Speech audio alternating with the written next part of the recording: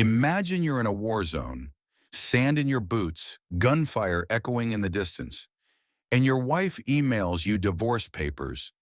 Then you discover she's scamming you blind. That's my story.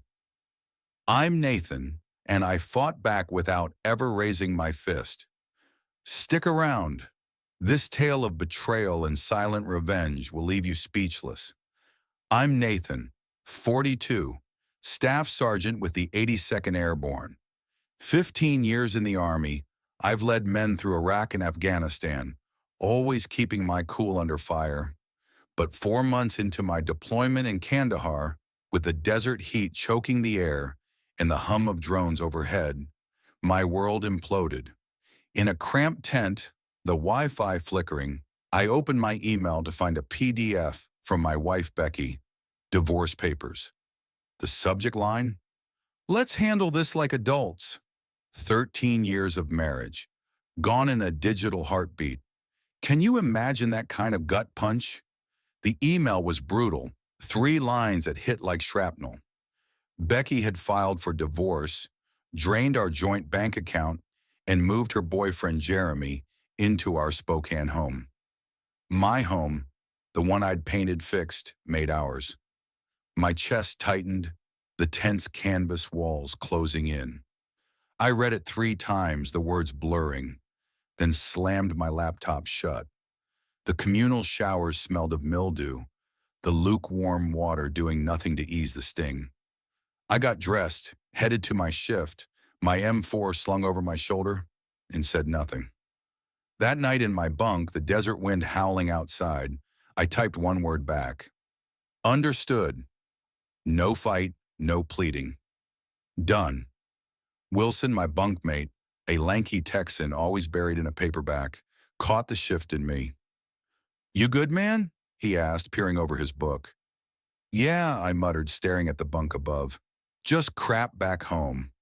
Want to talk? He pressed, his drawl soft but steady. Nah, I'm solid, I lied. He nodded, went back to his book. Military guys know when to back off. But truth be told, I wasn't shocked. I'd seen this coming for months. 6 months before I deployed, things change. Subtle at first, like a crack in a windshield you think won't spread. Becky stopped asking about my day, her voice flat when we talked. She started working late at the dental office where she answered phones, the place smelling of antiseptic and coffee. She hit the gym 3 times a week, but her yoga pants never looked worn. New dresses, new earrings, new friends I'd never met filled her stories. Her phone, once an open book, got new passwords. I didn't snoop, never been that guy, but my eyes were wide open. You seeing this? I'd ask myself, lying awake at night, the hum of our Spokane house's heater in the background. So I made quiet moves, nothing loud, just smart. I rented a storage unit across town, the kind with flickering lights and a faint, musty smell. Stashed my birth certificate, marriage license, the house deed, mine alone thanks to the VA loan. Added my grandfather's watch, its cracked face still ticking, and my mom's silverware, polished from years of holiday dinners. Those were my anchors, things I wouldn't lose. I opened a new bank account at a different bank, diverting a slice of my pay, small enough to fly under Becky's radar, enough to keep me from zero if the worst happened. The night before I shipped out, her hug at the airport was limp, her stay safe, Nate, dry as the Spokane summer. Her eyes didn't meet mine, like she was already gone. You okay? I asked, hoping for a spark. Just tired, she said. I wanted to believe her, but my gut screamed otherwise. Have you ever felt that kind of dread? Becky and I met in 2010 at my buddy Jason's barbecue in Spokane. I was between tours, crashing on his couch, the smell of grilled burgers and pine trees in the air. She was finishing nursing school, her laugh cutting through the chatter like a melody. She never became a nurse, though. Took a desk job at a dental practice, said it was less pressure. We married 8 months later, her in a white dress, me in my dress blues, thinking we'd build a life. She said she was proud of my service, but she didn't get it. Her dad, a bank manager, and her brother, a pharmacist, live civilian lives. "When you getting a real job, Nate?" she'd ask, not grasping that the Army was my calling after 15 years. We bought our house in 2014, 3 bedrooms, Apache yard, a quiet Spokane street. The VA loan was in my name, but I added her to the deed because that's what husbands do. My dad died a year later, heart attack while shoveling snow, the crunch of his boots still fresh in my mind. Mom passed 3 years after, lung cancer, though she'd never smoked. They left me enough to clear our student loans and stash some savings. 4 deployments, 2 Iraq, 2 Afghanistan, and each time I came home, Becky was a little farther away, her smile forced like she was acting a part she'd outgrown. "I didn't sign up to be a military wife," she snapped once, when I mentioned re-upping. "I'm sick of being alone." I got her loneliness, I did, but the Army was my home, where I was sharp, where lives depended on me. By 2019, the cracks were glaring. She got snappy when I called during her girls' nights, raved about her friend Melissa's best life post-divorce, said we had nothing in common. "We should try counseling," I offered, sitting at our kitchen table, the wood scratch from years of dinners. "We're fine, just a phase," she said, avoiding my eyes. Then came the late nights, weekend trips with strangers, a gym membership she barely touched, dresses that screamed, "New Becky."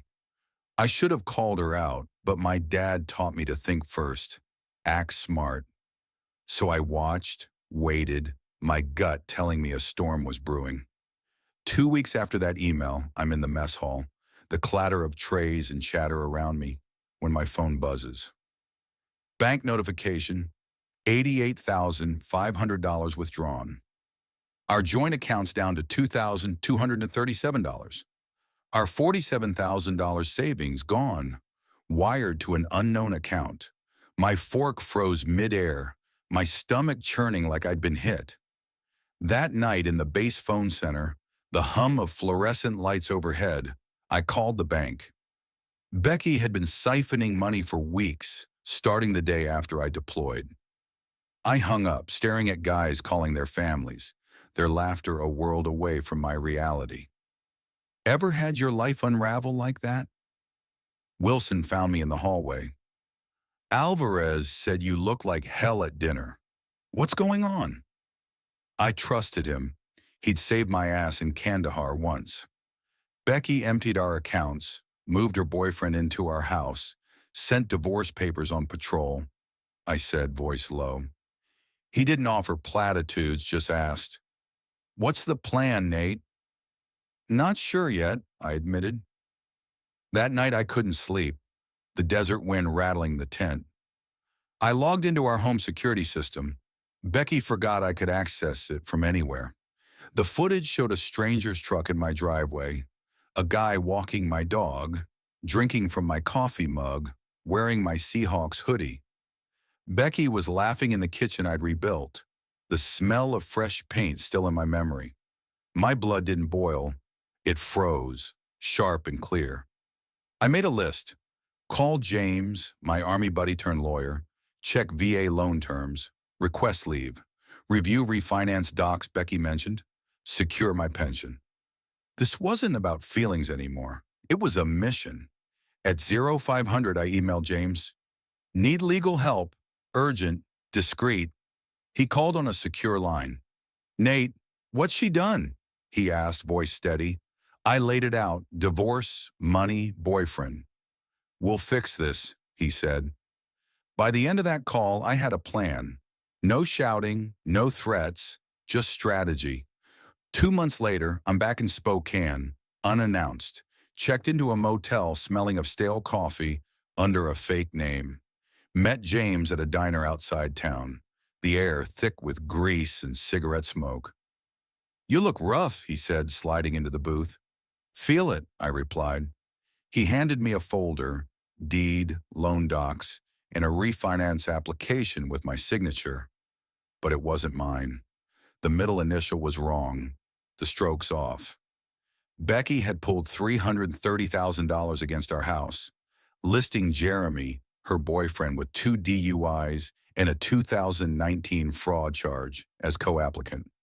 "What do you want, Nate?" James asked. "What's mine?" I said, and for her to face the music. I drove by the house, Becky's car in the driveway, Jeremy's truck gone. I imagined storming in, demanding answers, but stuck to the plan. At the bank, I showed the loan officer my ID, real signature, forged documents. His face went white. "This is fraud. I'll report it," he said. "Already filed a police report," I replied. That night, Becky texted, "Who are you talking to at the bank?" "Jeremy's freaking out." I didn't answer. Can you believe the nerve? At the county clerk's, I contested the refinance for fraud, locking the property. Becky called, voicemail shaking. "Nate, the bank's asking about the house. What are you doing?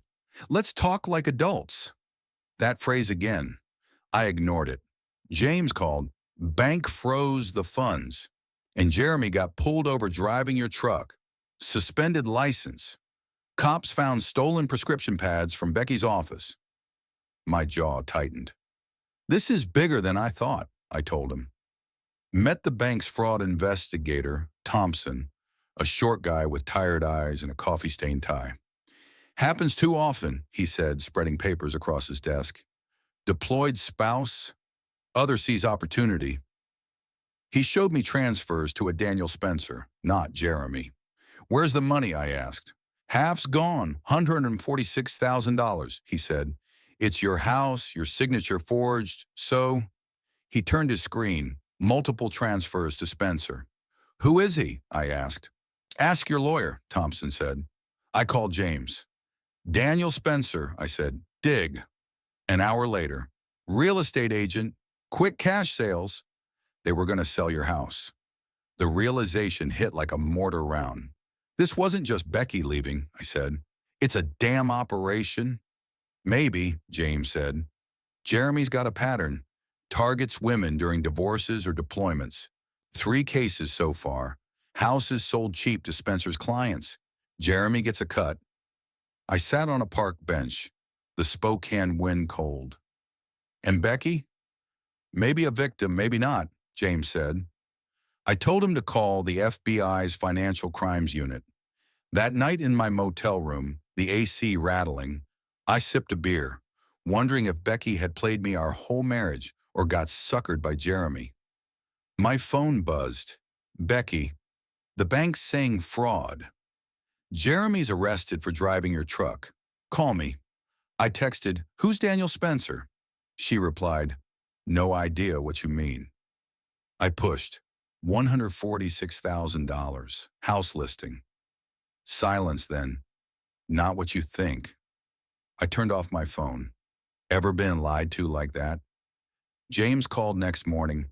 "FB, I want you. They've been tracking Ryan and Spencer. Your case could crack it." I met agents Patel and Donovan in Spokane. They took my statement, my documents.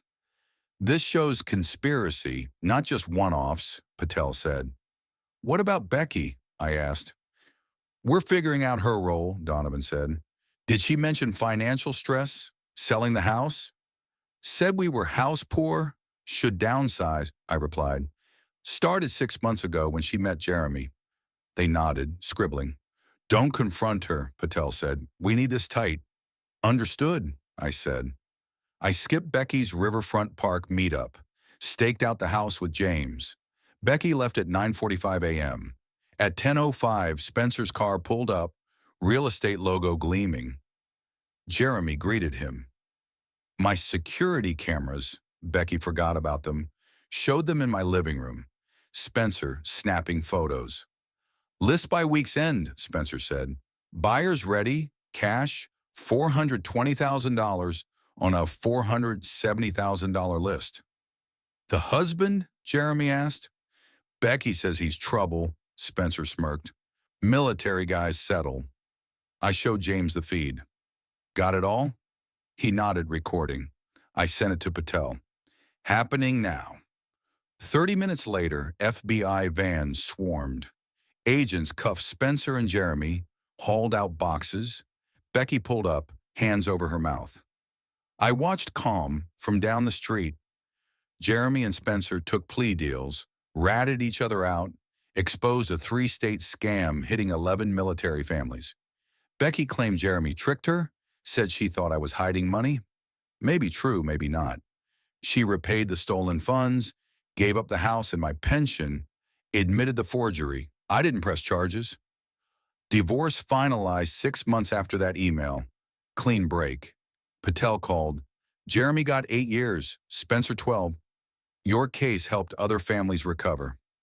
I sat on my rental's porch, the sunset red, thinking of those families. Guys like me, betrayed while serving. Becky texted, I never meant this. No reply. A year later, I sold the house. Too many ghosts. Bought a Missoula cabin, 2 bedrooms, 10 acres, a creek's soft babble out back. Retired after 20 years, got a German Shepherd, Scout, and started carpentry. My pension's enough. A Navy wife from Fort Worth wrote, You saved our home. Thank you, I pinned her letter to my fridge. Becky's in Oregon, starting over. I don't hate her. Don't feel much. Jeremy and Spencer are locked up. I'm building a life no one can take. If this hit you, smash that like button, share with someone who needs it, and subscribe for more real stories. Comment, ever face betrayal? How'd you fight back? Let's talk. We're tougher together.